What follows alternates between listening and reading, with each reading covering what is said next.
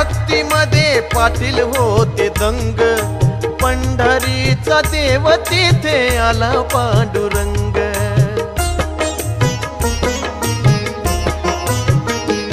अहो वचन दिले एकमेका घडला प्रसंग, मग आज सुद्धा सप्ताचाले कीर्तनी अभंग।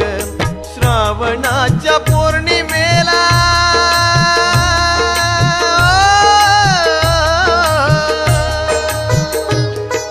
श्रावणाच्या पौर्णिमेला दहीहंडी फोडीली, दहीहंडी फोडीली।